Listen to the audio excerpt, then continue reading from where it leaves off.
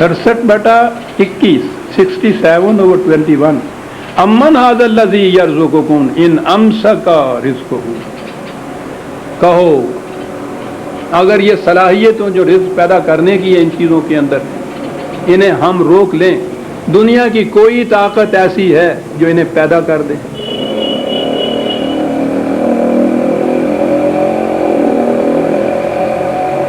गौर कीजिए किस तरह से वो बात को समझाता चला जाता है। और तो और इसी में है, जरा आगे चल, काला अरअयतुम इन अस्बह मऊकुम गौरन फमन यातीकुम बिमाइन मईन। इसी में 67/30 है, 30वीं आयत। ये व्हाइट हेड का एक कौल है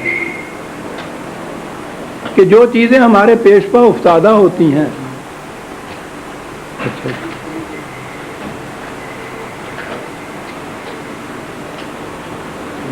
पेशपा उफ्तादा बातों पर गौर करने के लिए बहुत बड़े मुफक्कर की ज़रूरत होती है। बड़ी अजीम बात ये लफ्ज़ कहता है।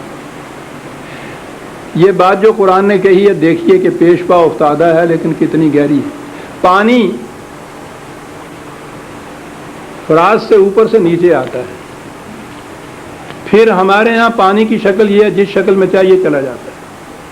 पीने की बात आप देखिए कि वो पानी जो है जिसे हम पीते हैं वो किस तरह से लिक्विड माया की शक्ल के अंदर ही चला जाता है, बहता हुआ चला जाता है, चश्मों से उबलता हुआ ऊपर चला आता है। पानी की ये शक्ल है। पानी अगर ठोस होता पत्थर की तरह, कौन जिंदा रहता और किसकी खेती पकती? कहा ये बात नहीं। तुम्हारे कुएं, चश्मे, वहां ज्यादा चश्मे ही होते थे जिसमें से पानी ऊपर आता था। कहा अगर इन चश्मों का पानी ऊपर की तरफ आने की बजाय नीचे की तरफ जाना शुरू हो जाए तो पानी में सलाहियत तुम पैदा कर सकते हो कि ये फिर ऊपर की तरफ आए? कहा ये छोटी छोटी सी बातें हैं, इनके ऊपर गौर करो तुम कि ये किसका निजाम है और ये निजाम काहे के लिए है।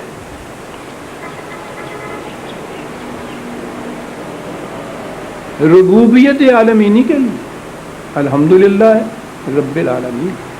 तमाम नौ इंसानी को समान जीस बहम पहुंचाने के लिए ये सारा इंतज़ाम हमारा इस तरह से है।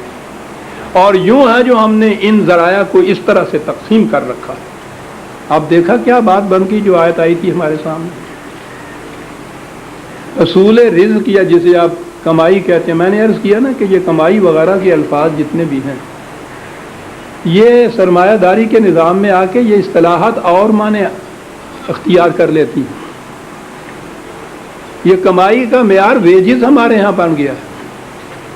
मजदूरी जिसे कहते हैं, इसकी इतनी, इसकी इतनी, इतनी इसकी, ये कौन मुकर्रर करता है? सरमायादार मुकर्रर करता है, कारखानदार मुकर्रर करता है, जिम्मेदार मुकर्रर करता है। ये जो मजदूर है वो तो नहीं मुकर्रर करता। तो कुरान ये नहीं कहता। कुरान कहता है कि ये जो ज़राए हैं जिनसे ये सारा कुछ होता है। अब आइए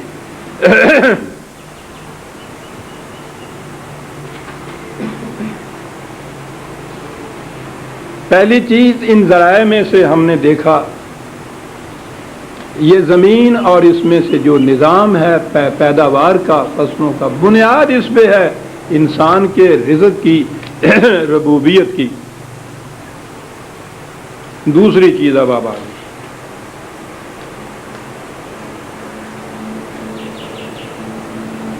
इंसान की ज़ाती सलाहियतें,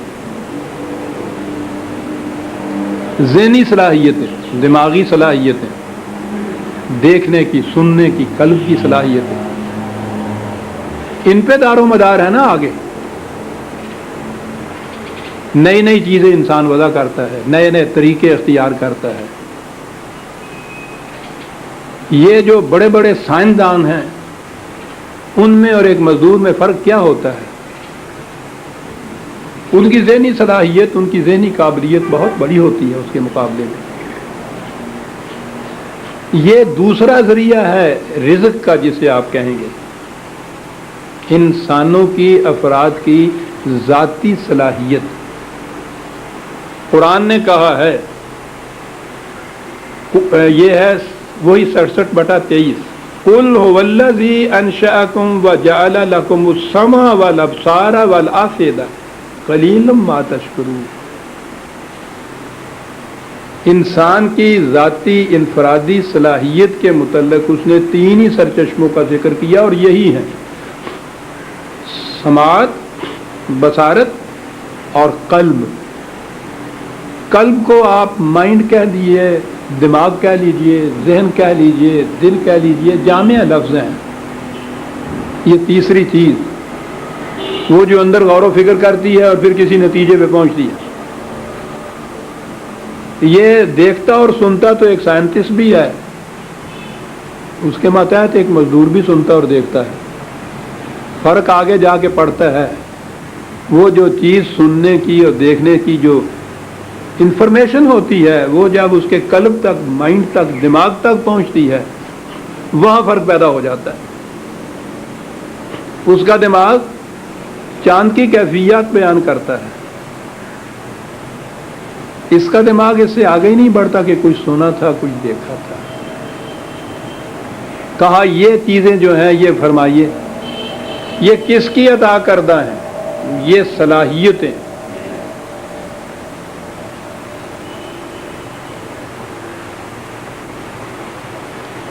یہیں سے ایک اور آیت سامنے آ جاتی ہے، 96/5 96/7 علم الانسان ما لم یعلم.